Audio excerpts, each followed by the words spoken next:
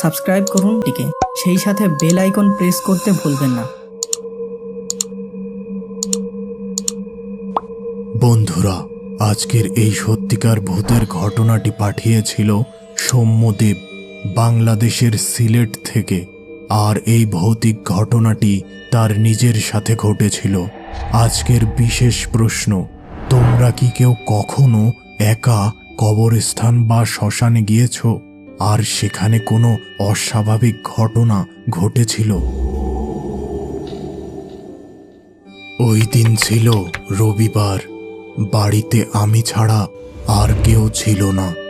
বাবা মা বিশেষ এক কাজে আমার মামার বাড়ি ছিলেন, আমিও সেখানেই ছিলাম। কিন্তু গতকাল বিকেলেই এখানে চলে এসেছি। আর আজকে আমার বাবা মা বাসায় ফিরবেন।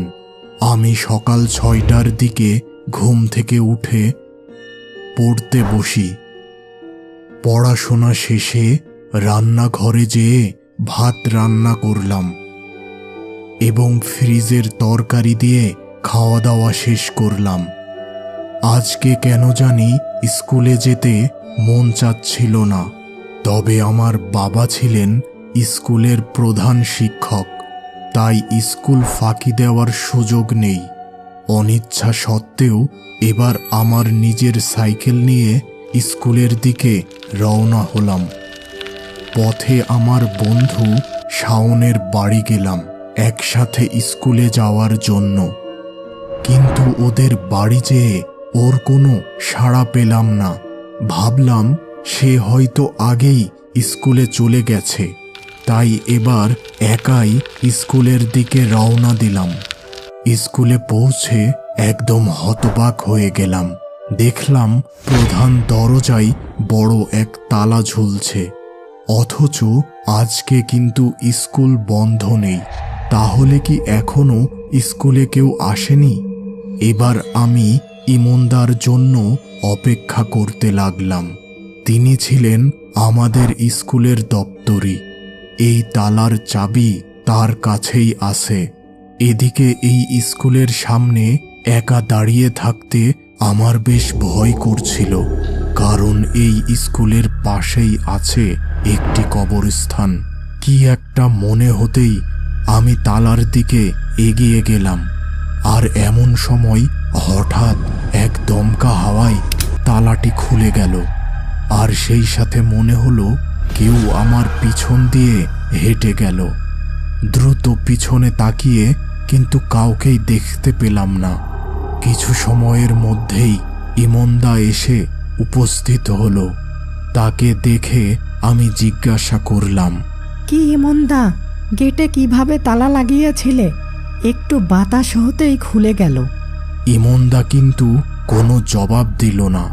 সে সোজা স্কুলের ভিতর প্রবেশ করল। আমি খুব অবাক হলাম। এবার আমি আমার শ্রেণীকক্ষের উদ্দেশ্যে রওনা দিলাম। অনেক সময় ধরে একা শ্রেণীকক্ষে বসে থাকলাম, কিন্তু কেউ আসলো না। এবার আমি আমাদের স্কুলের বাগানে গেলাম এবং সেখানে দেখলাম ইমনদা মাটি খোঁড়াখুড়ি করছেন। আমি তার কাছে যেয়ে জিজ্ঞাসা করলাম, কি হলো, এখনো কেউ স্কুলে আসছে না কেন? আজকে কি স্কুল বন্ধ নাকি? এবারও কিন্তু সে কিছুই জবাব দিল না। এক মনে সে মাটি খুঁড়তে লাগলো। এমন সময় কে যেন পিছন থেকে আমার গলা চেপে ধরল। খুব কষ্টে গলা ছাড়িয়ে আমি পিছনে তাকালাম, কিন্তু সেখানে কাউকেই দেখতে পেলাম না। এবার আগের অবস্থানে ফিরতেই একেবারে হকচকিয়ে গেলাম। সামনে ইমনদা নেই, তিনি যেন বাতাসে মিলিয়ে গেছেন। এমন সময় আকাশের দিকে তাকিয়ে দেখলাম কালো মেঘে ছেয়ে গেছে সম্পূর্ণ আকাশ। চারিপাশ দ্রুত অন্ধকার হয়ে গেল। কিন্তু হাই, আমি কোথায়? এ তো একটি কবরস্থান। আমি এখানে এলাম কিভাবে? কিছুই বুঝতে পারছিলাম না আমার সাথে কি হচ্ছে। হঠাৎ সামনে দেখলাম ইমনদাকে। ইমনদা, এখানে আমরা দুইজন কিভাবে এলাম? ইমনদা এত সময় চোখ বন্ধ করেছিল। আমার কথাতে সে চোখ খুলল, কিন্তু এ কি, তার চোখ দুটি একদম লাল আর তার চেহারা একে একে পরিবর্তন হয়ে যাচ্ছে। মনে হলো তার চেহারায় কোনো বন্য প্রাণী আক্রমণ করেছিল। এবার আমি বুঝতে পারলাম, হয়তো আজকে এই কবরস্থান থেকে বেঁচে ফিরতে পারবো না।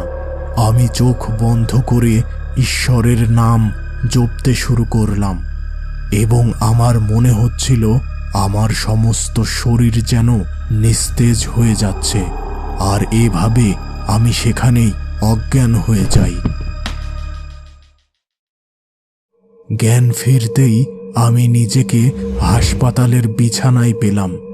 মা বাবা সামনে দাঁড়িয়ে আছেন। জ্ঞান ফিরতে দেখে বাবা আমাকে জিজ্ঞাসা করলেন, কিরে, তুই কেন ওই কবরস্থানে গিয়েছিলি? আমি বাবার কথার উত্তর না দিয়ে কেবল বললাম, আমি এই হাসপাতালে কিভাবে আসলাম? এক ব্যক্তি আমাদের স্কুলের পাশের কবরস্থানের রাস্তা দিয়ে যাচ্ছিল এবং তোকে একটি কবরের পাশে পড়ে থাকতে দেখে এই হাসপাতালে নিয়ে আসে। আর ওই ব্যক্তিটির নাম হলো রাজেশ। কিছুটা সুস্থ হলে হাসপাতাল থেকে আমি বাড়ি চলে আসি। আর ওই দিনের পর থেকে আমি এই ঘটনাটি আর কাউকে জানাইনি। তবে ওই কবরস্থানের কথা মনে হলে এখনো আমি মাঝে মাঝে অজ্ঞান হয়ে যাই।